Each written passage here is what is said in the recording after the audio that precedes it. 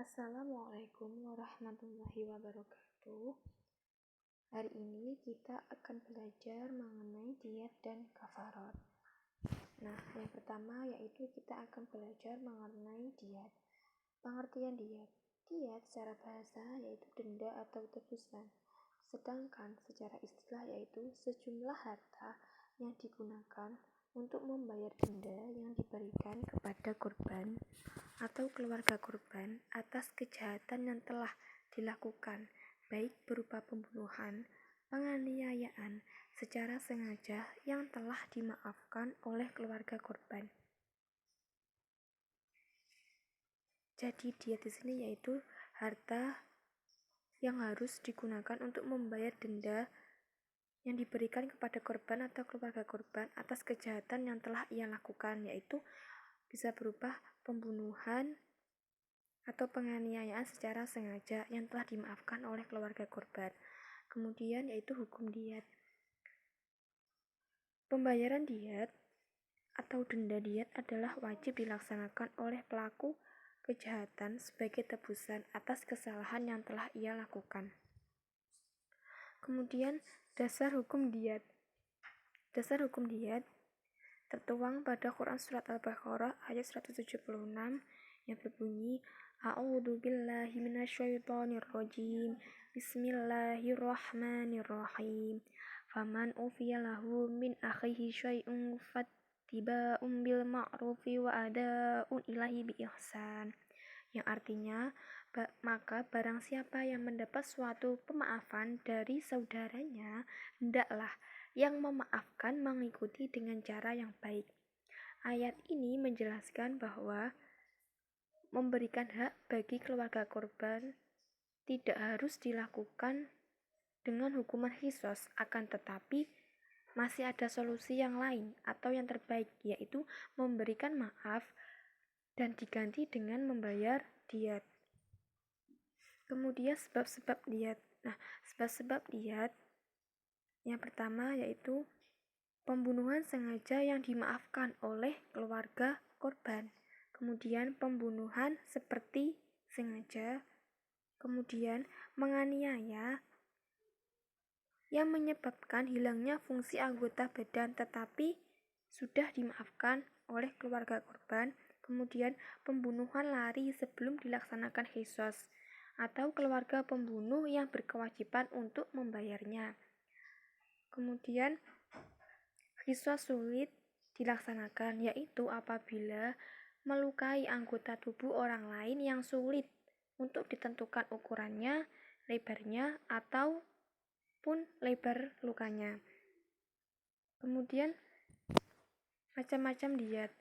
Nah, macam-macam diet yang pertama yaitu diet berat atau mughaladah, yaitu dengan membayar harta 30 hikoh unta betina berumur 3-4 tahun, 30 jaza'ah unta betina berumur 4-5 tahun, 40 unta khilafah atau unta yang sedang bunting. Nah, yang berkewajiban untuk membayar diet berat yaitu yang pertama pelaku pembunuhan sengaja yang telah dimaafkan oleh keluarga korban. Yang kedua yaitu pelaku pembunuhan seperti sengaja. Dan yang ketiga yaitu pembunuhan tidak sengaja atau tersalah di tanah haram atau pada bulan haram, misalnya bulan Muharram, Rajab, Zulqa'dah, Zulhijjah.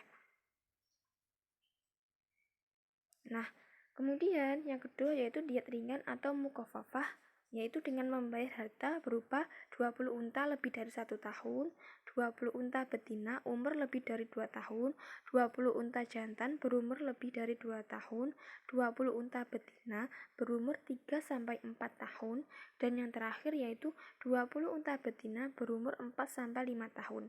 Dan yang berkewajiban untuk membayar diet ringan di sini yaitu yang pertama pelaku pembunuhan tersalah.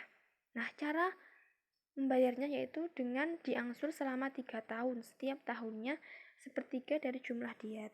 Kemudian yang kedua yaitu pelaku penganiayaan yang menyebabkan anggota tubuh atau menghilangkan fungsinya tetapi telah dimaafkan oleh keluarga korban. Nah, jika diet tidak bisa dibayarkan dengan unta, maka diat wajib dibayarkan dengan sesuatu yang seharga dengan unta tersebut. Kemudian, diat anggota badan. Selain diat pembunuhan, juga ada diat penganiayaan yang menyebabkan luka atau menghilangkan fungsi anggota tubuh. Anggota tubuh manusia itu ada 3 bagian, yaitu yang pertama organ tubuh tunggal. Nah, organ tubuh tunggal ini contohnya hidung, lidah, kemaluan. Kemudian yang kedua yaitu organ tubuh yang berpasangan, contohnya mata, kaki, tangan, dan telinga. Kemudian organ tubuh yang jamak atau banyak, contohnya jari-jari dan gigi. Nah, diat anggota badan ada 2 macam. Yang pertama yaitu diat penuh. Diat penuh adalah diat dengan membayar penuh 100 unta bagi orang yang menghilangkan anggota badan tunggal. Contohnya lidah, hidung, kemaluan laki-laki. Nah, itu harus membayar diat penuh. Atau sepasang anggota badan, misalnya sepasang mata, sepasang telinga, sepasang tangan, dan lain-lain. Kemudian diat tidak penuh. Diat tidak penuh adalah diat yang membayarnya tidak utuh atau separuh atau setengah 100 unta jika seseorang memotong salah satu anggota badannya. Contohnya, memotong 1 tangan, 1 kaki, 1 mata, 1 telinga, dan lain sebagainya. Maka ia wajib membayar diat 50 ekor unta. Kemudian, wajib membayar sepertiga diat apabila melukai anggota badan sampai organ dalam, contohnya yaitu melukai kepala sampai otak. Kemudian yaitu wajib membayar 15 ekor unta apabila seseorang itu melukai orang lain hingga menyebabkan kulit yang ada di atas tulang sampai terkelupas. Kemudian wajib membayar 10 ekor unta bagi seseorang yang melukai orang lain hingga mengakibatkan jari-jari tangannya atau kakinya itu putus. Setiap jari yaitu 10 ekor unta. Dan yang terakhir yaitu wajib membayar 5 ekor unta bagi seseorang yang melukai orang lain hingga menyebabkan giginya itu patah atau lepas. Nah, setiap gigi itu 5 ekor unta. Teknis dalam membayar diat ini yaitu jika dia tidak bisa dibayarkan dengan unta, maka ia bisa digantikan dengan uang seharga unta tersebut. Kemudian hikmah diat. Hikmah diat yang pertama yaitu menimbulkan rasa jera terhadap pelaku kejahatan, serta dapat mencegah kejahatan terhadap jiwa dan raga manusia. Yang kedua yaitu memberi kesempatan terhadap pelaku kejahatan untuk bertaubat kepada Allah Subhanahu wa Ta'ala. Dan yang ketiga yaitu mendidik manusia agar selalu membiasakan sifat pemaaf. Kemudian yang kedua kita akan membahas tentang kafarat. Nah, pengertian kafarat. Kafarat adalah denda atau tebusan berupa harta atau perbuatan yang telah ditentukan oleh syariat karena melanggar yang dilarang oleh Allah. Jadi kafarat adalah denda yang harus dilaksanakan oleh manusia karena telah melanggar perintah Allah. Hukum kafarat.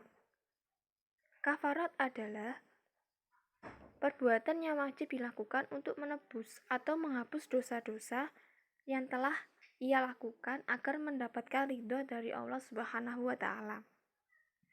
Jadi hukumnya yaitu wajib. Kemudian dasar hukum kafarat. Dasar hukum kafarat tertuang dalam Quran surat Al-Maidah ayat 95 yang berbunyi A'udzubillahi minasyaitonirrajim. Bismillahirrahmanirrahim. Au kafaratun tu'amu masakin au adlu dzalika siyama liyadzuqa wabala amri.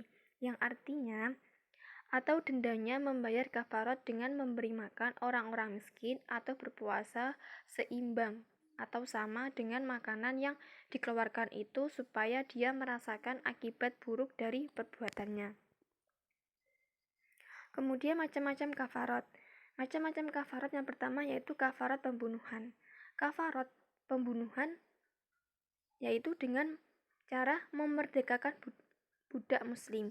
Jika ia tak mampu memerdekakan budak muslim, maka ia harus berpuasa 2 bulan secara berturut-turut. Kemudian kafarat zihar. Zihar adalah perkataan seorang suami kepada istrinya. Contohnya, kau bagiku seperti punggung ibuku. Nah, apabila seorang suami mengatakan seperti itu kepada istrinya, maka seorang suami harus memerdekakan hamba sahaya. Jika ia tak mampu melakukannya, maka berpuasa 2 bulan berturut-turut, dan jika ia masih tak mampu juga melakukannya, maka ia harus memberi makan 60 fakir miskin. Kemudian kafarat melakukan hubungan biologis di siang hari pada bulan Ramadan. Nah, dendanya yaitu dengan memerdekakan hamba sahaya. Jika ia tak mampu melakukannya, maka ia harus berpuasa 2 bulan berturut-turut, dan jika ia masih tak mampu juga, maka ia harus memberikan makan kepada 60 fakir miskin ditambah qadha sebanyak jumlah hari mereka melakukan hubungan biologis di siang hari pada bulan Ramadan tersebut. Kemudian kafarat karena melanggar sumpah. Kafarat bagi orang yang melanggar sumpah adalah memberi makan 10 fakir miskin, atau memberi pakaian kepada mereka, atau memerdekakan budak. Jika ketiga hal tersebut tak mampu ia lakukan, maka ia harus berpuasa 3 hari berturut-turut. Kafarat sumpah wajib dilaksanakan jika orang yang bersumpah dengan menggunakan nama Allah, misalnya billahi wallahi. Kemudian kafarat ila. Ila adalah sumpah suami untuk tidak melakukan hubungan biologis dengan istrinya dalam masa tertentu. Contohnya, berkata suami kepada istrinya, "Demi Allah, aku tidak akan menggaulimu." Nah, dendanya yaitu memberi makan 10 fakir miskin, atau memberi pakaian kepada mereka, atau memerdekakan budak. Jika ia tak mampu ketiganya tersebut, maka ia diwajibkan untuk puasa 3 hari berturut-turut. Kemudian kafarat karena membunuh binatang buruan pada saat ihram. Kafarat ini yaitu dengan cara mengganti binatang ternak yang seimbang, atau memberi makan orang miskin. Kemudian yaitu hikmah kafarat.